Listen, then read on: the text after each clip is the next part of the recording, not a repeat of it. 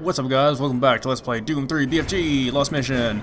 So, sorry it took me so long to update because I was sick again, and that's never good. That always means, even if I was only sick for like a couple of days, I ended up having to take like a week or two long hiatus, which was never a good thing. I did some other videos on the side as well, but I really want to get back on track with this because this is a short game, short campaign in a long game. So it should be over with relatively quickly, and I've been dragging it out needlessly. But, honestly, I'll probably finish this faster than I will Painkiller. But, this part right here was pretty annoying, trying to play through on Nightmare, because I was kind of speed running through it. That these guys will come up behind you. That's typically a very jerkish thing for an FPS game to do, is spawn enemies behind you, but this is Doom 3, so we are used to it. We are used to it through and through. It happens all the bloody time, and we absolutely hate it. But we've gotten used to it, though. You know, check your back, listen carefully for the sounds of enemies spawning or enemies moving.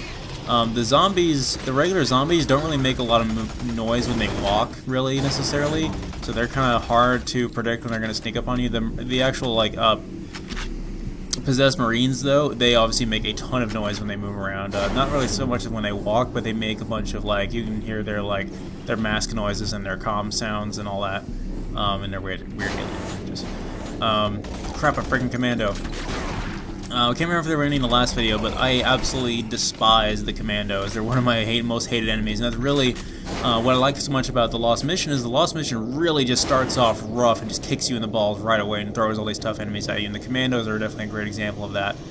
We can still kill them pretty easily with the shotgun here, with just a couple of shots, but it's a nice, big, meaty enemy that's going to whack the crap out of us with his giant whip arm. And he could have very easily killed us there. It launches like halfway across the room. I keep thinking it's going to be an enemy crawling out of that railing over there, but I guess there isn't. But guess what? If we're encountering commandos, it only means it's a matter of time until we get the chain gun. There's some ammo for right there, actually. No, is it? No, that's more shotgun shells.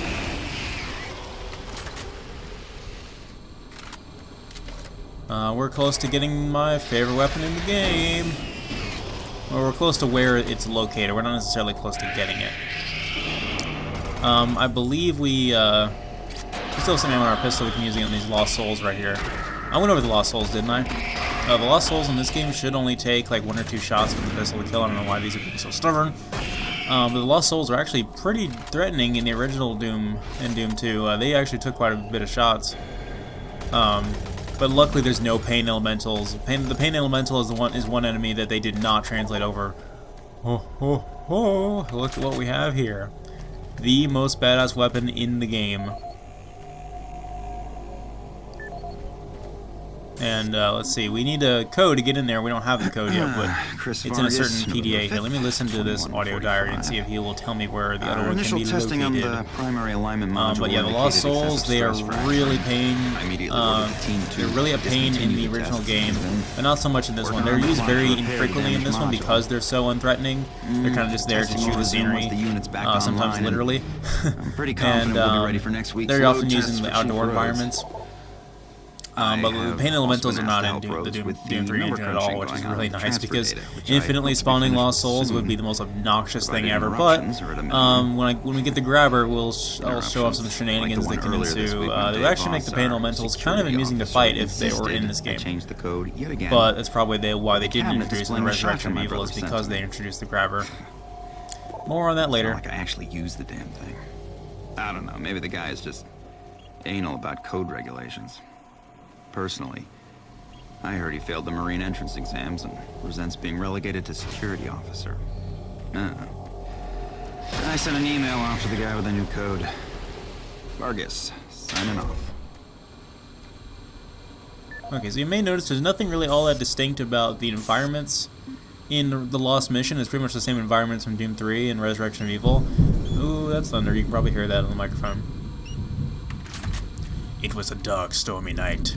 We were playing Doom 3 BFG. It was dark and scary, and there was a giant freaking thing with 2 heads that was going to spawn. And an imp. We were not going to take any shots from this imp. When dark that imp and another imp spawn will do the same exact thing. It was truly terrifying. That was actually a really skill right there. I'm kind of proud of myself. Anyway, moving on. Really the most new feeling part about this game is the new audio with the new audio diaries for the Lost Mission. Other than that, the BFG edition, like I said, is essentially the same game, so the Lost Mission doesn't really feel all that new, really. It just feels like another level in an old game. It doesn't really feel like a new game, per se. There's some armor over here. Let's see. I don't think we can get that armor right now. We'll have to come back for it later.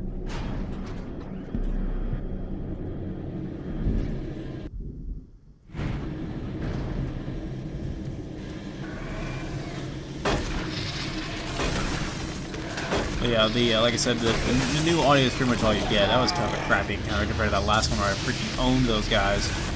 Also, when I came out of that room, the imp that was leaping towards me like that, that was a pretty good dodge. Because usually when they're already crouched when they spawn and they leap at you, that's very hard to dodge. Okay, so we're over here, and we've got the correct audio diary to unlock the double-barrel shotgun chamber. Now, it's obviously completely optional. You don't have to get the double-barrel shotgun to progress, but why wouldn't you? It's the best weapon in the game. I dare you to try to play it without it. I mean, it completely breaks the game, essentially. This was actually a nasty encounter right here that got me killed. These guys right here. Because a really dickish thing the game will do is not only distract you with these guys out here, but also spawn a guy in the room. I thought this was I might be thinking of a part in Doom 3 where it spawns one of the parasite guys, or is that what they're called? The guys with two heads. Why do I not have a perfect knowledge of the enemy names in Doom 3? This is not a good thing. And then more freaking commandos. But you'll want to retreat into this room because the health station's in there, which we've already depleted, so we're not really looking too good at the moment, but I can hide behind these convenient pipes with which the imp will hit anyway, even though he cannot even see us anymore. You know what? I don't think I can even backtrack out of here. I think I have to go the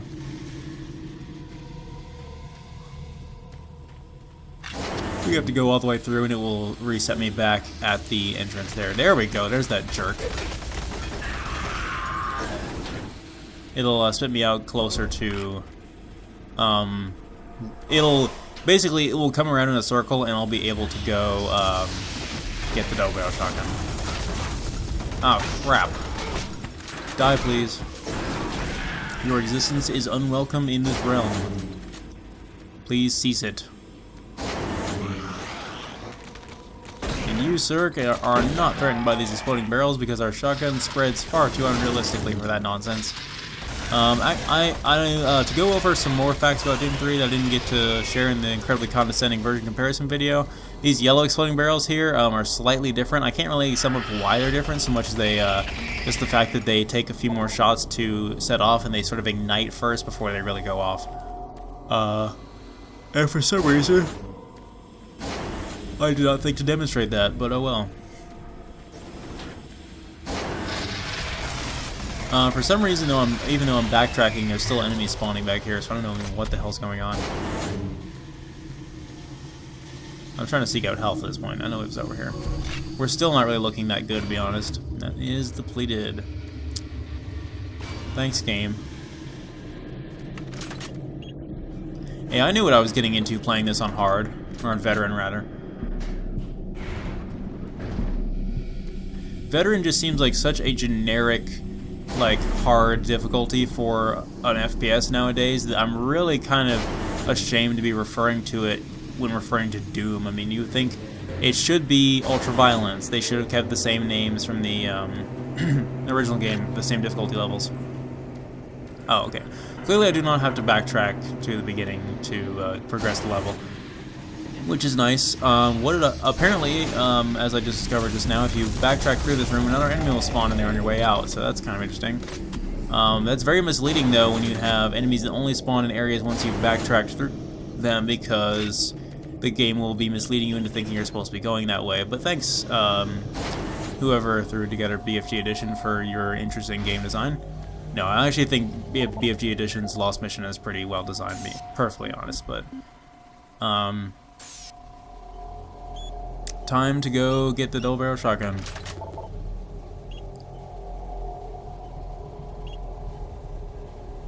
Oh, something daddy. Alright, imps. Say hi to my boomstick!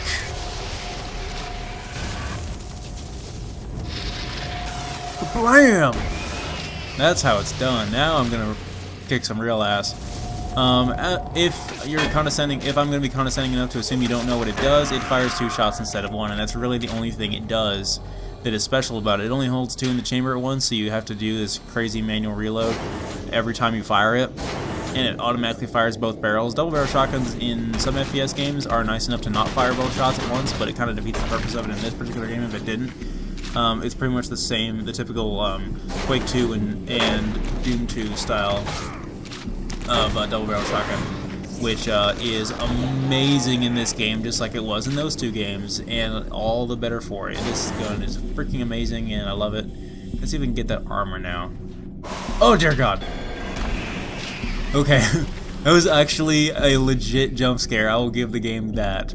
I over-exaggerated it a little bit, but that is the best jump scare in The Lost Mission. If not the only one, really. I mean, that's the only one that, like, kind of made me jump the first time I played it. Other than that, The Lost Mission is pretty unimpressive if you've already played the Doom 3 campaign. It's not going to be scary at all.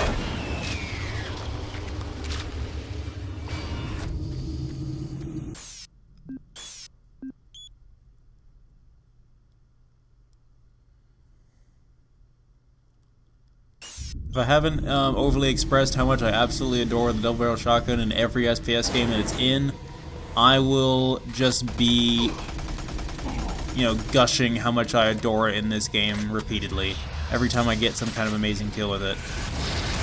And the problem is, again, the range is pathetic on it. It spreads like crazy as well, so you want to kind of use it at point blank range. But if there's like a cluster of small enemies you want to hit with it, then you might be able to do so at a decent distance. I actually, surprisingly, have not test-fired this thing into a wall to see what the spread is like compared to the regular shotgun, but I honestly want to say the spread is probably about the same, it's just the fact that it does more damage.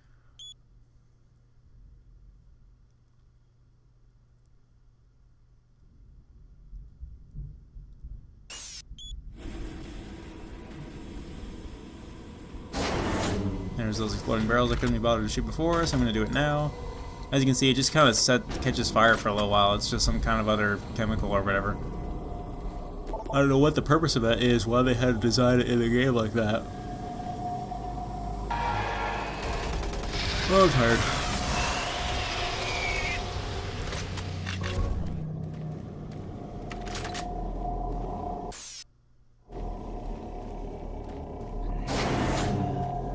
I actually recorded some RAWs for the version of Doom that comes with this collection, the Xbox Live Arcade version. And I feel like the recording turned out pretty well. I might actually upload it as its own standalone thing. If you want to see it, it's in my podcast that I uploaded just the other day. And again, every time I upload one of those, I gotta ask you guys, you know, give me some feedback. Let me know what you guys think. Because I want to keep doing them, and I think I have enough people who will do it routinely with me. It's just an editing nightmare, and it takes forever to upload. Especially if you go for an hour and a half like I did with that one.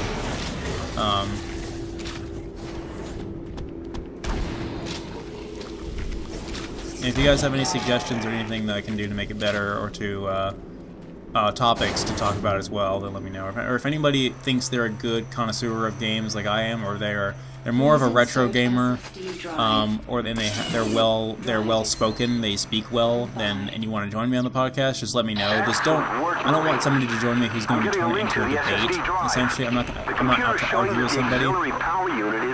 I just want to have a conversation about them as, you know, a cynical old video gamer who likes things better as they were in the past, and is not willing to talk about current topical things, because that's just not what I'm into. There's enough people that already do that, and I'd be well overshadowed if I tried. And I have nothing to say about the new upcoming consoles. I'm sorry. I have nothing to say about the PS4 and the Xbox One at all. Now that I've gotten this out of the way, we're going to have a puzzle grabbed directly, should I say, from Half-Life 2. It's the silly pull the photon particle or whatever out of the shaft and put it in the other thing. And it works exactly as it did in Half-Life 2, except it's a little bit more finicky because these projectiles don't fly straight when you launch them from the grabber. Now that we have the grabber, as I mentioned before, the grabber was introduced in Resurrection Evil, and it is essentially a knockoff of the gravity gun. The only reason why everyone called it off of the gravity gun is because Doom 3 and Half-Life 2 came out the same year, and what game did better than Doom 3? Half-Life 2. So we're gonna steal from the best, of course, and now it's in the game permanently, even though it's even years later, and we've not seen another Half-Life game since 2006, so it's software you have nothing to worry about, really. Hell, the new consoles weren't, speaking of the new consoles, I will say this, they were announced and there was still no freaking Half-Life 2 Episode 3 or Half-Life 3 announced. Son, I am disappointed. That's the one thing I wanted to see. Announce the new console with freaking Half-Life 3. Nope. But oh well. I still stand by what I said. I think the series is dead. Unfortunately. But this series, on the other hand, is not dead. I'm convinced of that. Luckily. But anyway, as I was saying, the grabber picks up objects and throws them, so if you need to pick up an exploding barrel and chuck in an enemy, you can do that. If you need to stack up some crates... Oh, holy hell and a half, it's an Archvile. The Archvile is the most shit-your-pants enemy in the original Doom and Doom 2, or actually the original Doom 2. And because it has the ability to resurrect dead enemies, but unfortunately in Doom 3, because it's a much more technically difficult game, it's a much more technically strenuous game, let's put it that way. We can't have corpses lying around, which completely defeats the purpose of the name Knee Deep in the Dead, but it also means that it makes the Archvile a lot more balanced, because not only can he no longer resurrect enemies from the dead, he just simply starts spawning them in. Which means he can only spawn in select enemies. It's like a fixed encounter with every Archvile, what he's allowed to spawn in, and it's usually nothing too threatening. It's usually a bunch of... in the face. It's usually a bunch of imps and the like. He's not going to go... he's not going to be like, oh, that was impressive the way you killed that Hell Knight. Would it be a shame if I resurrected him? You know, he's not going to do that. Also, his flame attack is a lot easier to dodge than it was in the 2D games, because you couldn't freaking see how big the AoE was. It just looked like it was going to melt your face off regardless. And like I said, the Archvile is probably the most terrifying enemy in all of game existence, as far as being like, I'm going to die horribly if this thing touches me. But like I said, it's not really that big of a deal in this game. It is one of the toughest enemies in the game. It's like the third highest health of any enemy in the game. But it's an easy target, and it's pretty, like I said, pretty easy to dodge, so you just gotta hit it with enough power weapons really to kill it.